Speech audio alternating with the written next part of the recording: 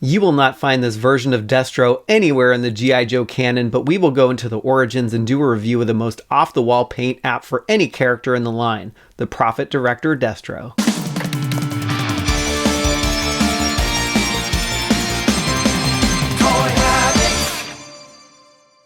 Hey everyone, welcome back to Toy Habits, and we are back with another review, and this time we are looking at Prophet Director Destro, the Pimp Daddy himself, and we will be taking a detailed look at the figure, his accessories, and who knows, maybe he'll get lucky and score a date with the Baroness in his Superfly duds. We'll also give you the origins of where the design came from, as it is a rare piece of G.I. Joe history. Now, before we get too deep into this review of this figure, where did this one actually come from and what was the origin? And I have to give credit where credit is due to Peter Hubert from projectpdd.com for doing a ton of research on the origins of this unique paint app and figure. Now, according to Peter, this version of Destro was the brainchild of one John Boyce, who was one of the designers of the release, and a version of this was shown using existing body parts at a convention in 1994, but sadly, upon wanting to produce this figure, they came to find that many of the parts they wanted to use were either broken, destroyed, melted down, sunk, lost, or mislabeled, so they quickly had to think of what other molds to use. For the Cobra Command Team commemorative Toys R Us exclusive set that was released in 1997, they ended up using the Destro version 3 mold and the Cobra Commander in body armor mold instead of the Destro version 1 and Cobra Commander version 1 like they wanted to as intended. But how did Destro become so pimped out? According to Peter, John worked more collaboratively with the paint department because time was running out and Destro needed a new paint scheme. So John worked with Steve Masso, a very talented hand painter at the time, to come up with a cool new paint scheme. Steve really let his imagination run wild, and what resulted was the Pimp Daddy Destro that you see here. Now, Steve thought he was being funny and at first painted the figure as a joke and thought John would get a good laugh, but he never in his wildest dreams thought this would get approved, but John actually loved it. He thought it was certainly pushing it, but it was a cool and unique take on the character. So at this stage, the leopard paint scheme was greenlit for initial production testing. The figure went into production in Asia, and some production package samples were sent back to Hasbro to review. And according to John, upon seeing the PDD, the marketing manager at the time thought the Pimp Daddy Destro looked a little too over the top, and he felt the color scheme might hurt sales. So the figure was toned down, the leopard spot painted areas were changed to black, and the PDD color scheme was immediately put on halt. What ended up in production was a version we commonly see with the black painted collar and upper legs. With only a few hundred that actually made it into production, these versions of Destro were becoming increasingly hard to find, so Hasbro has treated us fans to a few releases, including the 2007 San Diego Comic-Con version, as you see here on the G.I. Joe 25th Anniversary card back, and this version of the Prophet Director Destro version you see here.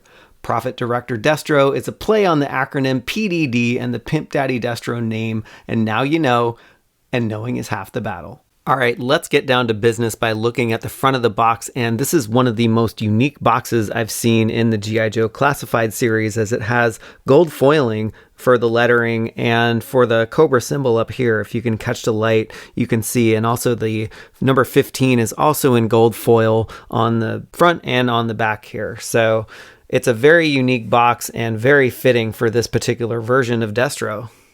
All right, let's talk about the art on the front of the box, and let me start off by saying that I am not a fan of this particular art style for this particular figure. So let's start with the way the head is drawn, and I don't like this particular animation style because it looks very blocky and chunky and angular and doesn't fit the character of Destro very well.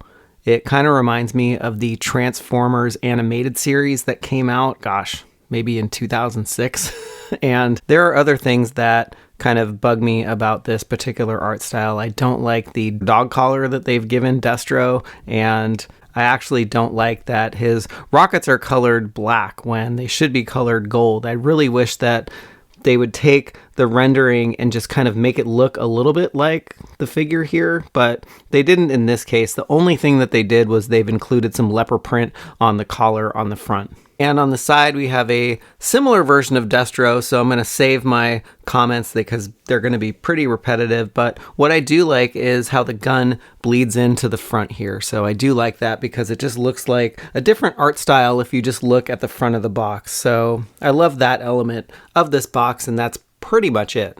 And taking a look at Destro's specialties, he is a level 4 mechanical engineer. He is level 1 in wielding light weapons.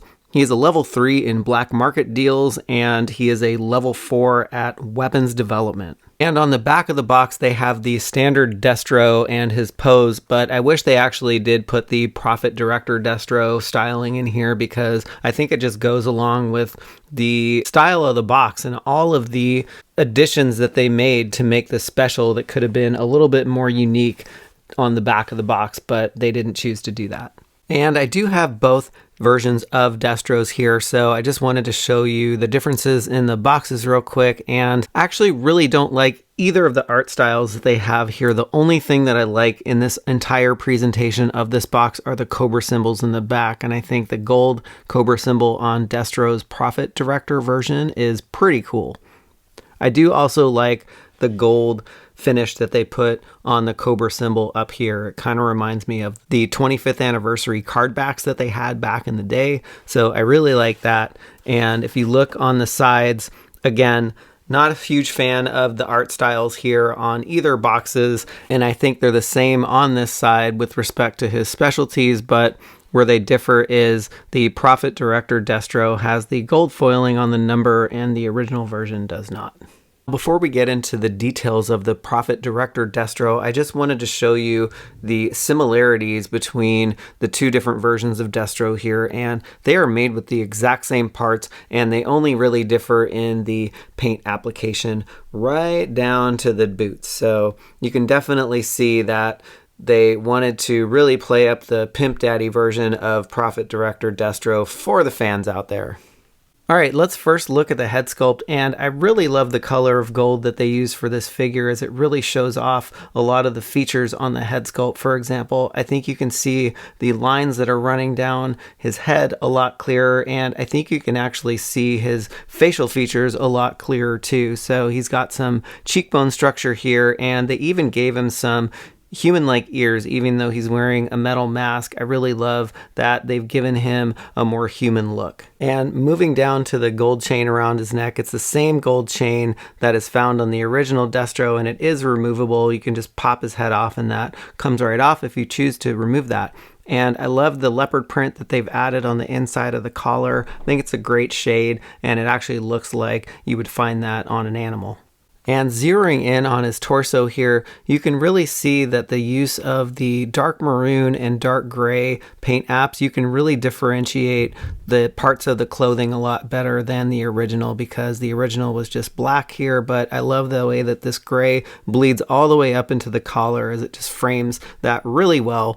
And you can see all of the padding detail here and some of the texturing detail a lot better in the maroon version than the black, because the black version, it just gets lost. And let's check out this figure from the back. And again, similar comments. You can definitely see and make out a lot more of the sculpting detail on his back with the way that they've colored this figure in this dark maroon. And let's take a look at Destro's arms, and this is the arm that has the gold rockets on it, and I think that's a great design element here. It really brings in the gold, which goes with his head, his chain, and his shoes, which we'll get to in a minute. I also like that there's texturing on his upper shoulder, and I wish they actually added some texturing underneath his arm just to make it a little bit more interesting. I've seen other figures do that. I think like the Cobra Soldier, I think has some texturing under his arm, which I really wish that they put in there. And his other arm looks almost the same, sans his rockets. And finally, looking at the elbow pads here, I do like that they put these in black instead of maroon. It really differentiates each part of the arm from each other, and it just makes it a little more interesting, and it ties the whole figure and the whole concept together. All right, now here's the money shot. Let's take a closer look at the leopard detail that we have on Destro here. And this leopard print is more of a off-white leopard print, which is different than the one that he has around his collar. And if you look on the sides of his leg, we have the leopard print there, and it also continues around to his booty. And I really must say that Destro has one of the nicest booties in the G.I. Joe classified line. All right, Destro, let's give a little turn. Let's show off that booty. Actually looks really nice. I'm glad that they have put the leopard print down on the sides of his cheeks, as it just goes along with the color pattern and style of the figure really well. And one aspect that I am not super fond of is this red holster here, and I wish that they had not made this attached to his belt here, because I really wish you could take this off, because the holster hides a lot of the detail that you can't see on his right side there. I think the holster should have been painted a different color, although I think the holster on the 2007 San Diego Comic-Con version is red, and so I know that they were going for that classic look, and they were just kind of repeating that particular color pattern and style. All right, and moving down to his boots, these are the exact same boots as they gave the original Destro, but these ones are colored black with gold tips, and I love the gold tip accents as they really tie in his head and his gold chain together. Now, Destro comes with a lot of fun accessories, and let's first take a look at his cape. And his cape is a red cape, which is adorned with this leopard that's hanging off of the back of it. That I think that is so cool. You can see the feet, you can see the tail, and it just looks like it's something you would find maybe in a cheap motel that Destro might take the Baroness to. You might find this leopard animal print rug running down the middle of the room, but I love the way that the hands go around the shoulders here, and I love the gold chain because it just ties in all of the gold parts very nicely. And he also comes with a gold revolver, and it's the same revolver that is found in the original Destro from the classified series, but I actually really love the way that this looks. I love the chamber and a lot of the details that they put on this gun. Next, take a look at his shades, and what they've done here is they've given him some silver and pink shades to adorn his face with, and I think they go really well with the look and style of this figure.